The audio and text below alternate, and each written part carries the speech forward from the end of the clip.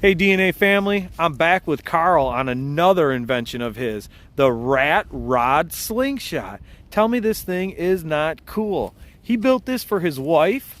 I have no idea what something like this cost, but this thing is cool. He made interchangeable seats for her, so she's got a winter and summer setup, he was telling me. Obviously it's a little cold out here in southeast Michigan today, so she went with her winter setup to ride over here.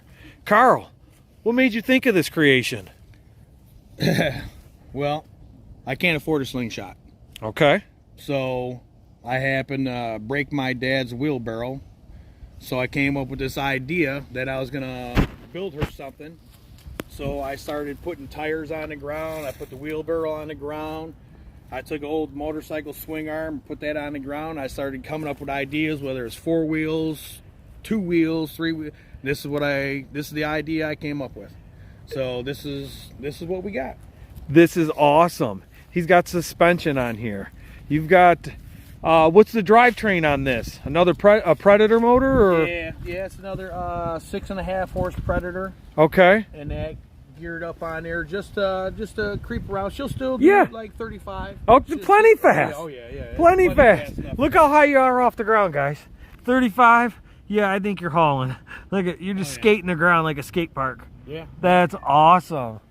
That's so cool. So yeah, I custom built a swing arm and that for it to do it, and then I took an old quad shock, put the quad shock on there, so she's, you know, for an average size person, you know, us bigger guys definitely make her flex. So yeah, again, he built this for his wife, not for us. For that, and then the frame, I built it just big enough to basically hold the wheelbarrow. Yeah, unbelievable. And then cut the front of it out, put round tube up there so you're not, you know, digging at your legs and stuff. And then for the seat area, I took one of my old shelving units and took a shelf and chopped it all up and made all that. And then the floor pan is actually one of the other shelves.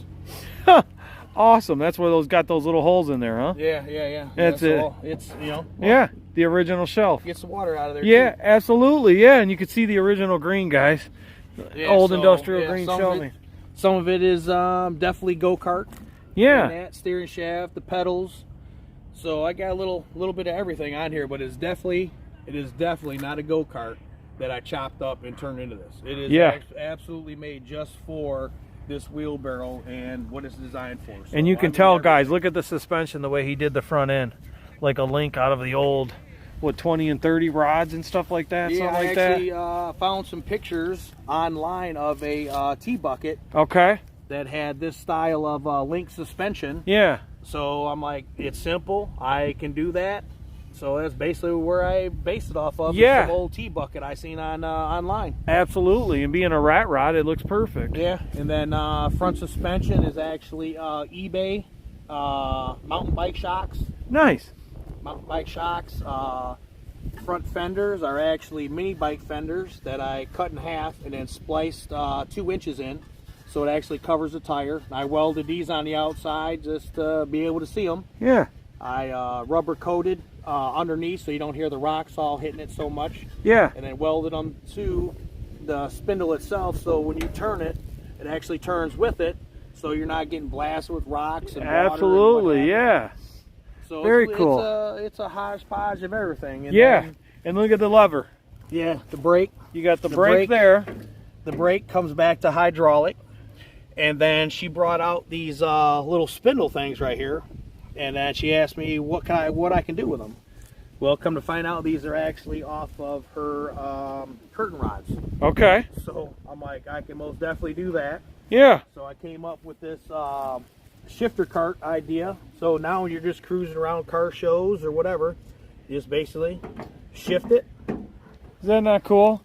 Yeah, and like Carl was saying, that's not for the heavy braking. It's just more for the 4 and 5 mile an hour stuff. Yeah, you know, if you get going in this, like you said, there's a top speed right around 30-35 miles an hour. If you're going that fast, the lever is not going to do it for you. You're going to need to put your foot on the brake. Oh yeah, I mean it works both ways. Yeah, absolutely. You know, so I mean, you just don't want to torque and bend his bar. That's what would happen. Is the lever isn't structurally sound to be yanked on like that. But you know, again, Carl, make you something like this. We don't have a price on this one. This one's a custom built, but if you're interested in something like this, his information is going to be linked below. You can get in contact and he'll build you something like this. Carl, I appreciate you bringing out the Roadster Slingshot. This thing is awesome. Rat Rod Slingshot, my apologies. Yeah. Rat Rod, Roadster, you call it what you want when it's yours. Thanks, DNA. Like and subscribe. Stay tuned for more.